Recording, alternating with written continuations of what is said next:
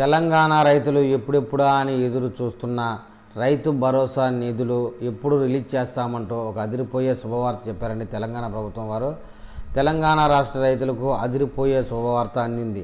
దసరా లోపు రైతు భరోసా నిధులు రిలీజ్ చేసేందుకు రేవంత్ రెడ్డి ప్రభుత్వం సన్నాహాలు చేస్తున్నట్లు వార్తలు వస్తున్నాయి. ఈ నెల 20వ తేదీ అంటే రేపు ఎల్లుండి లోపల తెలంగాణ రాష్ట్ర కేబినెట్ సమావేశం ఉంటుంది. ఈ సమావేశంలో రైతు భరోసా నిధులపైన ఒక కీలక నిర్ణయం తీసుకోనుంది రేవంత్ రెడ్డి ప్రభుత్వం. ఎన్నికల హామీల్లో భాగంగా ఇచ్చిన రైతు భరోసా నిధులను రిలీజ్ చేసేందుకు రేవంత్ రెడ్డి ప్రభుత్వం సిద్ధమైనట్లు చెబుతుంది. ఎకరానికి 15,000 రూపాయల చొప్పున ఏడాది మొత్తంలో రైతుల ఖాతాలో జమ చేస్తామని కాంగ్రెస్ ఎన్నికల ప్రచారంలో చెప్పింది. ఇప్పుడు ఆ డబ్బును దసరాలోపు వేయాలని అనుకుంటుంది.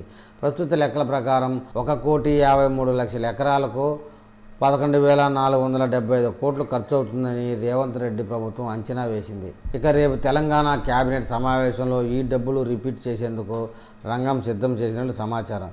మరి ఈ విషయమై తెలంగాణ రైతులు ఏమని కామెంట్ చేస్తారో చూద్దాం.